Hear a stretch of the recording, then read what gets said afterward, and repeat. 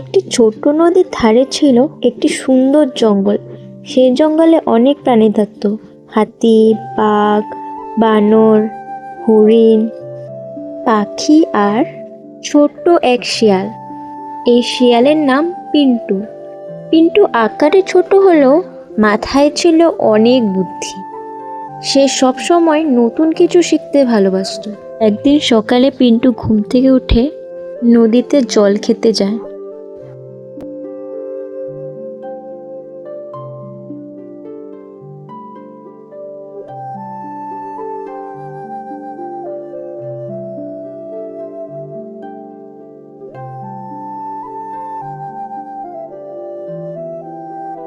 জল খেয়ে পিন্টু দেখে কিছু যেন অদ্ভুত তার লাগছে। এই কি, আজ কেন এত শান্ত লাগছে? পাখিরাও ডাকছে না, জলটাও কেমন জানি নির্ভীর হয়ে আছে। কি হয়েছে? যাই, গজু মামার থেকে জেনে আসি। কিছু তো একটা হয়েছেই। এসব ভেবে পিন্টু প্রথমে গজু মামার কাছে যায়।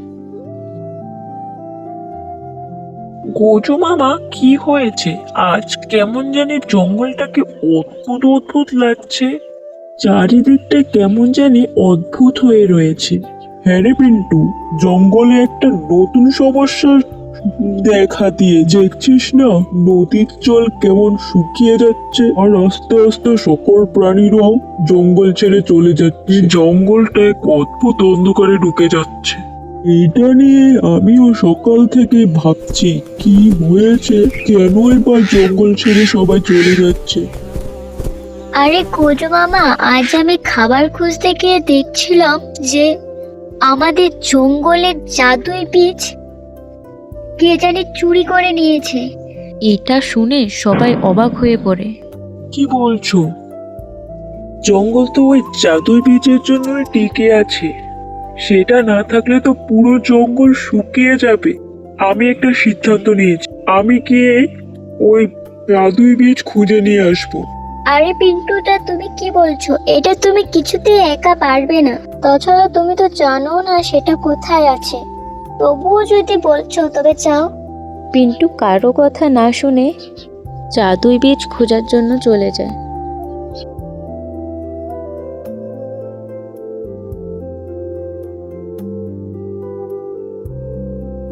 যাওয়ার পথে হঠাৎ এক বাদর তার সামনে এসে দাঁড়ায়।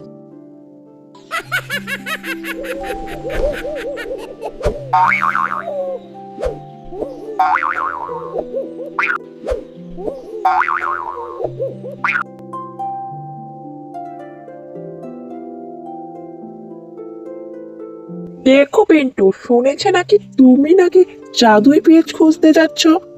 আমিও তোমার সাথে যাব। আমি দুটো গাছে চড়তে পারি, তাতে তোমার অনেকটা সাহায্য হবে। কিন্তু আমি একটু ভীতু, একটুখাটো ভয় পাই আর কি, তাছাড়া কিছু না। দাঁড়াও পিন্টু, আমিও তোমাদের সাথে যাব। আমি দেখেছি জাদুই বীজ কোথায় আছে আর কে চুরি করেছে। ভয়ানক নেকড়ে তার গুহায় লুকিয়ে রেখেছে। আমি অনেক দ্রুত দৌড়াতে পারি, তাতে আমি তোমাদের সাহায্য করতে পারি। তাছাড়া আমি তোমাদের রাস্তা চিনিয়ে নিয়ে যেতে সাহায্য করব। আমি জানি ভয়ানক নেকড়ের গুহা কোথায় আছে। ঠিক আছে, চলো তাহলে সবাই মিলে যাই।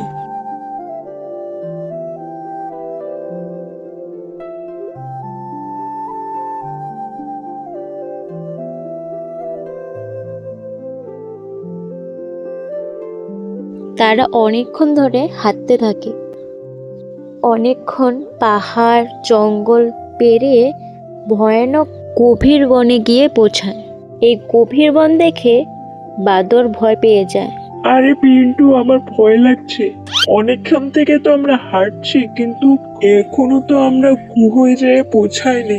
আমার মনে হয় আমরা এখান থেকে চলে যাওয়াই ভালো হবে। জায়গাটা কেমন জানি ভয়ানক। এটা কি বলছো তুমি? এভাবে এত দূর এসে আমরা চলে যাব? তুমি হয়তো ভুলে যাচ্ছ, আমরা সবাই একসাথে থাকলে শক্তিশালী হয়ে থাকবো। তাছাড়া জাদুই বীজ নিয়ে না গেলে আমাদের বন ধ্বংস হয়ে যাবে। এটা তুমি কি করে ভুলে গেছো? আমরা যখন এত দূর এসেছি তবে আমরা বীজ নিয়ে যাব। এটা শুনে সবার মনে সাহস জোগালো। সবাই সবাই পিন্টুর কথা শুনে পিন্টুর সাথে যেতে লাগলো।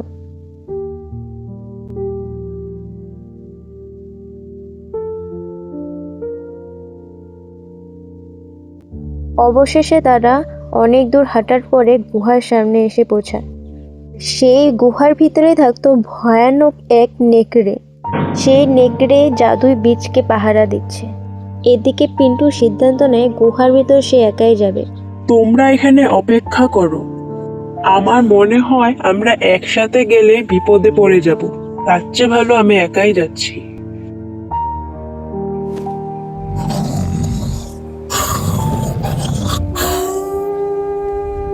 পিন্টুকে দেখে নেকড়ে পুরো রেগে যায়। এই কি, আমার অনুমতি ছাড়া আমার গুহায় এসেছিস? তোর এত বড় সাহস! এখানে তো এসে গেছিস, কিন্তু এখান থেকে চলে আর যেতে পারবি না। এখানে কেন এসেছিস? আমি এখান থেকে জাদুই বীজ নিয়ে যেতে এসেছি। জাদুই বীজ? হা হা হা! আমি ধুতুকেশ। এই জাদুই বীজের দ্বারাই আমি হব বনের রাজা, বুঝেছিস? চলে যা বলছে এখান থেকে। যে প্রাণ যদি বাঁচাতে চাস, এখান থেকে এক্ষুনি চলে যা। এই বীজটা আমি কিছুতেই দেব না। ধুতুকেশের কথা শুনে পিন্টু পুরো অবাক হয়ে যায়। বনের রাজা? পুরো ধুতকেশ, নিজে সুখী থাকলেই রাজা হওয়া যায় না। বনের রাজা মানে সবাইকে সুখী রাখতে হবে। ভাবে তুমি রাজা নয়, বনের শত্রু হয়ে পড়েছো। এখনো সময় আছে, বীজ তুমি আমাকে দিয়ে দাও, তা না হলে আমি জানি না তুমি রাজা হতে পারবে কিনা। ঠিক আছে, বুঝেছি। আমারই ভুল হয়েছে। জাদুই বীজ আনা আমার উচিত হয়নি। আমি তোমাকে বীজ ফেরত দিয়ে দিচ্ছি। রাজা তো আমি নিশ্চয়ই একদিন হব। এই বলে ধুতুকেশ গুহার থেকে বেরিয়ে যায়।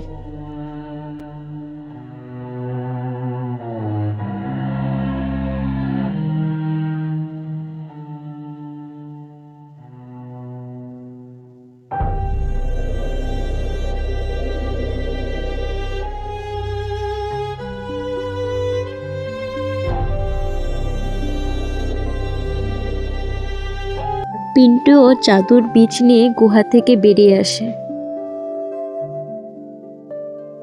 সবাই পিন্টুকে দেখে খুব খুশি। অবশেষে পিন্টু জাদুই বীজ নিয়ে চলে এসেছে।